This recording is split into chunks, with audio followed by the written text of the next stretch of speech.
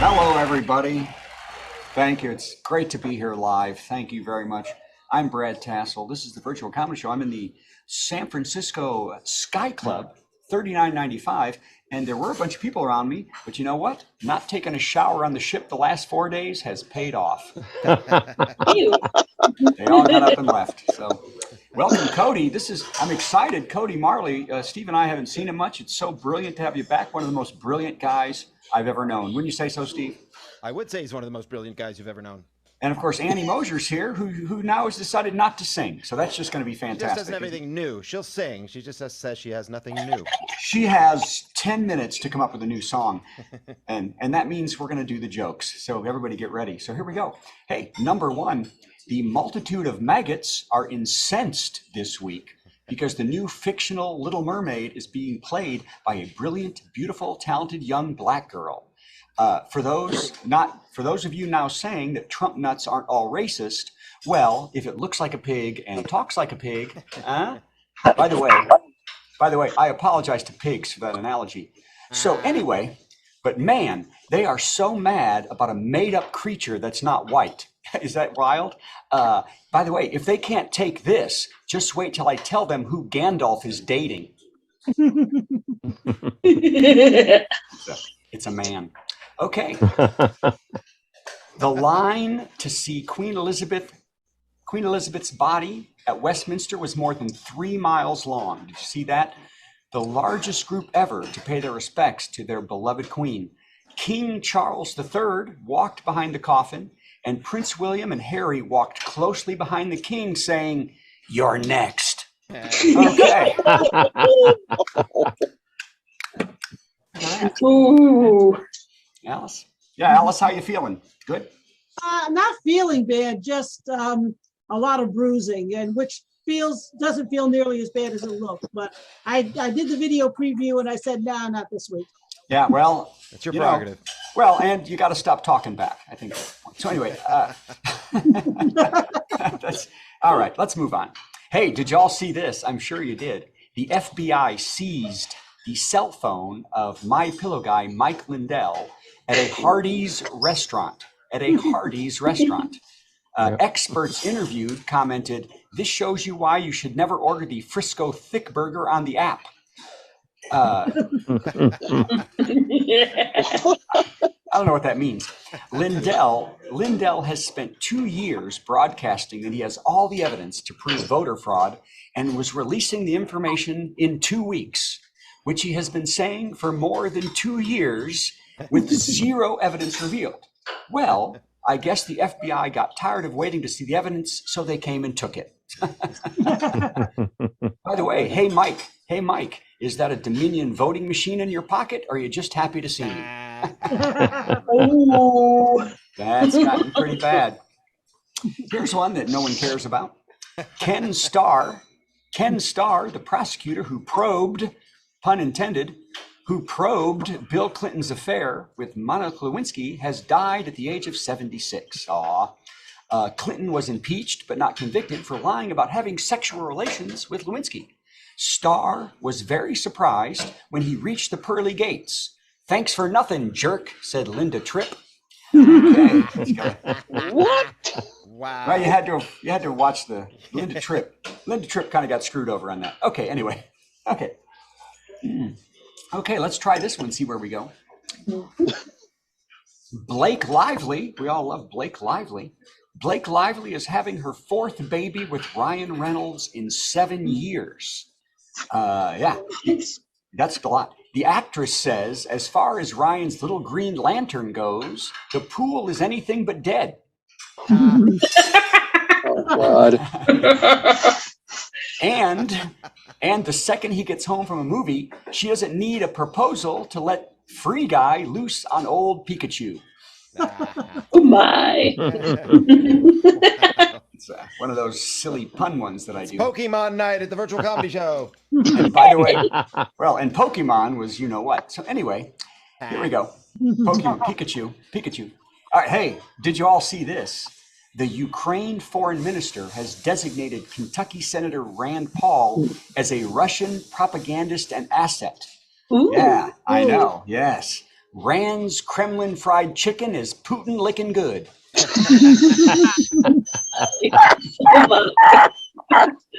Ooh, Little Kentucky reference there. that was funny. By the way, I was enjoying the blueberry cheesecake a minute ago. It was very good. $39. Oh, this one. Ooh. I think you're all ready for this one. It's very exciting.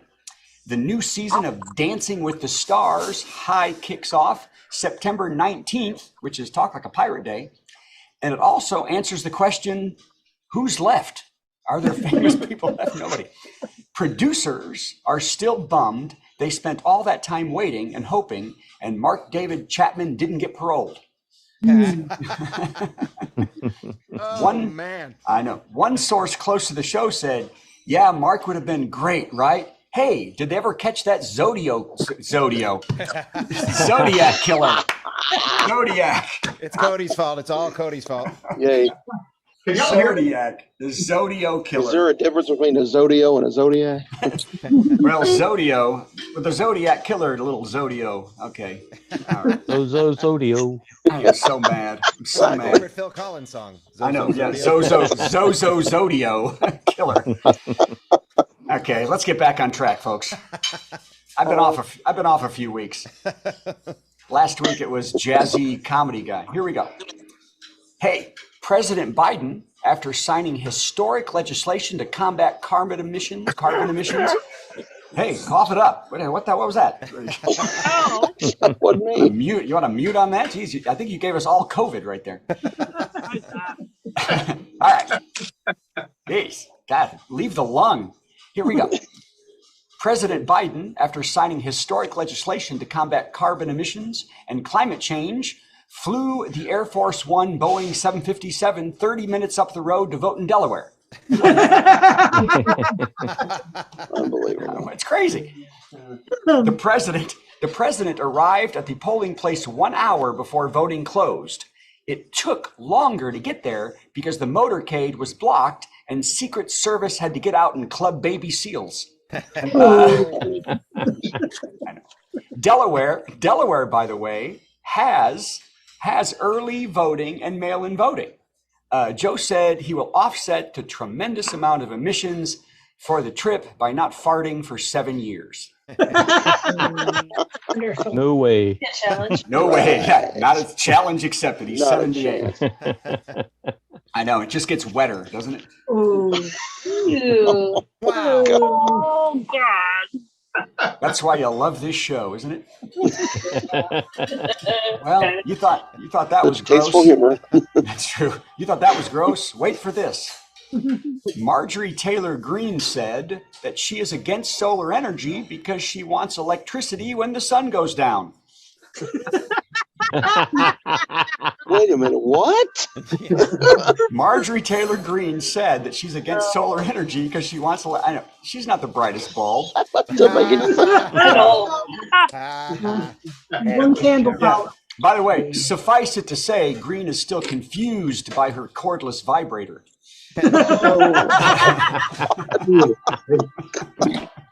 But she's using it. Okay. Now, this is funny to me, even though it's about war. The Russian media is having a hard time putting a happy face on the war as the Ukrainian army has pushed Putin's invaders all the way back to the Russian border.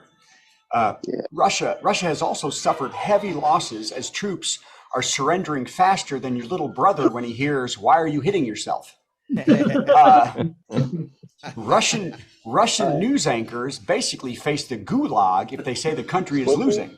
So they're just saying Putin's giving the Ukraine a false sense of security by massive troop deaths and running away. But the total Russian grand plan for victory can be totally revealed, not yet because it's on Mike Lindell's phone. I'm such a mushmouth this week. I don't know what's going on. I was going to say, you barely got through that last one. What's in that Diet Coke, dude? It's not Diet Coke. It's There we go. Now we know. yeah, it's regular Coke. Okay, so anyway, no, Sure. no, it's not. It's diet. It's diet. Oh man, did you see this? Michael Jordan's Game 1 jersey from the 1998 NBA Finals just sold at auction for over $10 million by an anonymous Holy bidder. Moses. That's 10 crazy. million.